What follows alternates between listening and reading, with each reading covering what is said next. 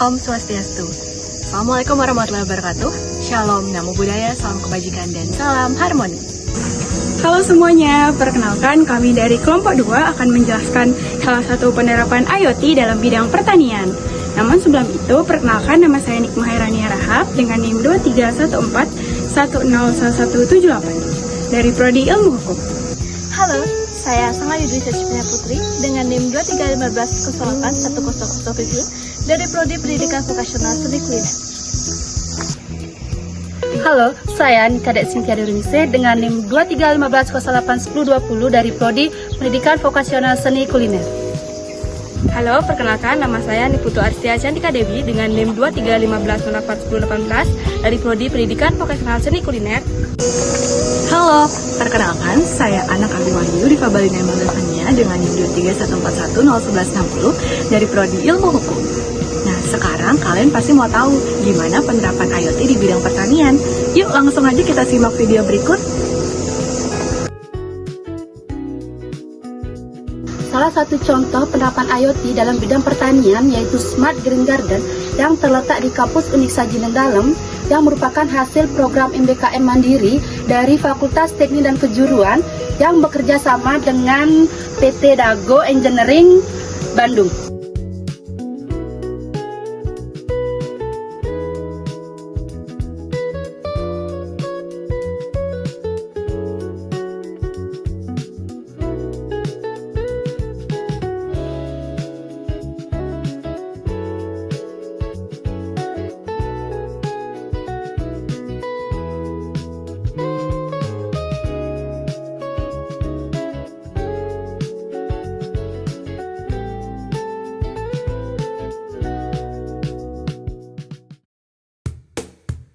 Apa itu IoT?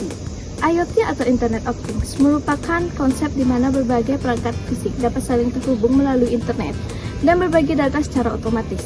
Melalui konektivitas ini, alat-alat dapat bekerja secara cerdas tanpa intervensi dari manusia secara langsung.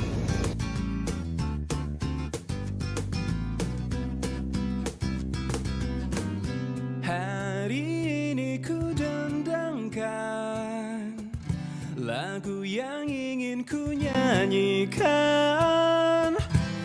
Ada beberapa teknologi IoT yang diterapkan pada Smart Green Garden, yaitu kecerdasan buatan yang dapat mendeteksi hama, membantu pertumbuhan tanaman, dan menyalurkan air secara otomatis, serta integrasi IoT dengan website mobile agar semua perangkat dapat diakses secara daring. Nah, apa aja sih komponen utama IoT dalam bidang pertanian? Yuk kita lihat sama-sama.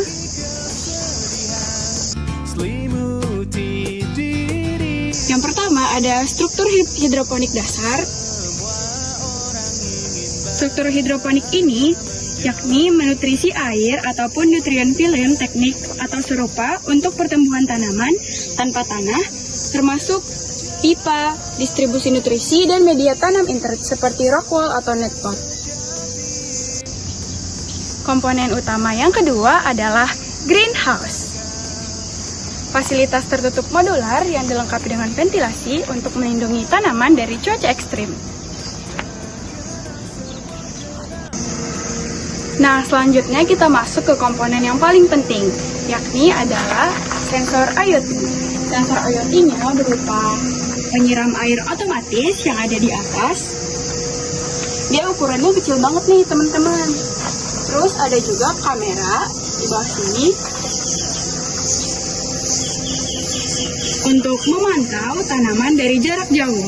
Nah, yang lainnya juga ada mesin-mesin nih teman-teman yang gunanya untuk memantau pertumbuhan tanaman secara otomatis.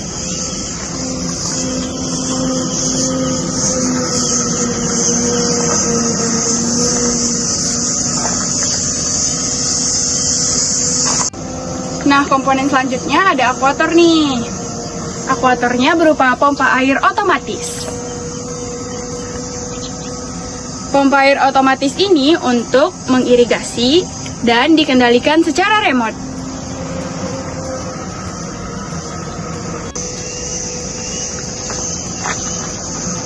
Nah, semua mesin-mesin ini nggak bisa jalan sendiri nih teman-teman, harus dimonitoring juga melalui platform software berupa aplikasi ataupun website dengan database untuk sistem log data. irama sang mentari. Nah, integrasi teknologi yang digunakan dalam Smart Green Garden ini, diantaranya yang paling penting pasti ada IoT. Nah, IoT ini berupa sensor yang mengirim data real-time ke cloud. Contohnya, data suhu dikirim setiap 5 menit ke server pusat.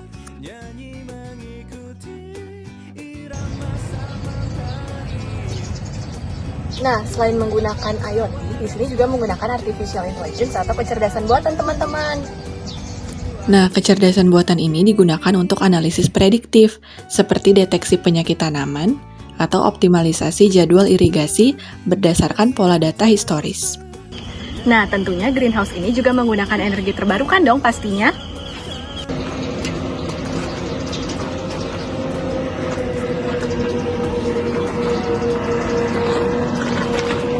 Nah, semua elemen tadi itu terhubung, disebut juga sebagai konektivitas.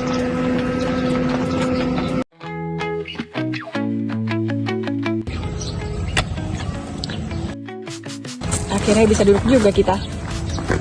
Dari tadi kita nggak matiin Smart Green Garden ini, ternyata komponennya banyak banget. Ya bener banget Mel, aku juga capek banget. Tapi menurut kamu keunggulan IoT ini apa sih Mel? Kamu udah nyatet nggak tadi? Ada. Nah, jadi yang pertama itu, Smart Green Garden ini pastinya lebih presisi dan akurat dalam memprediksi hasil panen. Terus yang kedua ramah lingkungan, karena dia menggunakan energi surya. Jadi hemat listrik dan juga mendukung pertanian berkelanjutan yang selaras dengan SDGs nih. Terus memberikan pengalaman hands-on juga bagi mahasiswa, karena kan ini proyek MBKM. Terus ada monitoring real time juga via app, jadi memungkinkan deteksi dini masalah. Terus yang terakhir, karena didukung sama PT Dago Engineering, jadi memastikan transfer teknologi, sehingga proyek ini lebih kredibel dan siap dipasarkan. Wah ternyata keren banget ya Mel. Tentunya ada kelemahannya juga nggak sih? Pasti. Menurutku kayaknya ini biaya implementasinya cukup tinggi. Terus juga dia kayak bergantung banget sama jaringan gitu. Benar. Iya nggak sih? Benar-benar. Tadi kelemahannya kok ada nyatet juga nggak? Ada. Terus kan karena ini berbasis teknologi banget, jadi tentunya harus ada sumber daya manusia yang memadai. Nah, ini tuh membutuhkan pelatihan nih. Terus harus ada adaptasi lingkungan juga, karena kan Bali tuh iklimnya tropis. Jadi agak susah, takutnya di overheat. Terus AI-nya juga kurang akurat tanpa data training lokal. Terus yang terakhir kayaknya keterbatasan skala awal deh. Jadi harus memerlukan uji lapangan yang lebih lanjut dengan resiko kegagalan, karena harus ada uji coba juga kan. Wah ternyata proyek ini menjanjikan banget ya, tapi ternyata ada plus minusnya juga. Bener. Pasti semua ada plus minusnya sini. Nah, itu tadi video dari kelompok kami. Gimana? Menarik banget bukan?